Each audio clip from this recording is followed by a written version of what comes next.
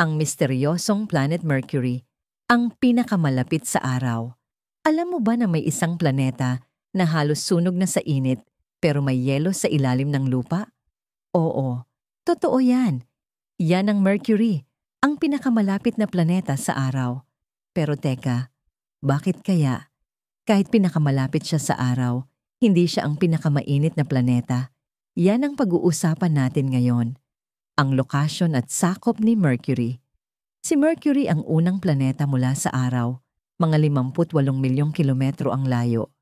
Sa sobrang lapit niya, makikita mo sa langit minsan, parang maliwanag na bituin. Yun pala, planeta na. Tinawag siyang Mercury mula sa Roman god of speed kasi sobrang bilis niyang umikot sa araw. Isipin mo, isang taon sa Mercury ay 88 Earth days lang. Ibig sabihin, halos 3 buwan pa lang dito sa Earth, tapos na ang isang taon doon. Ang init at lamig sa Mercury. Akala ng marami, Mercury ang pinakamainit na planeta, pero hindi. Ang pinakamainit ay si Venus. Bakit? Kasi wala halos atmosphere si Mercury. Kaya kahit sobrang lapit niya sa araw, hindi niya kayang itrap ang init. Ang temperature sa araw ay pwedeng umabot ng 430 degrees Celsius. Pero sa gabi, bigla itong bumabagsak sa -180 degrees Celsius. Grabe no? Parang oven sa umaga, tapos freezer sa gabi, ang itsura at mga lupa nito. Ang surface ni Mercury ay parang sa moon. Puro crater, bato at alikabok.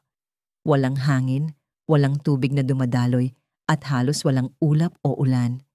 Pero ayon sa mga scientist, sa mga malalamig na parte ng mga crater, sa North at South Pole, may yelo daw na nakatago.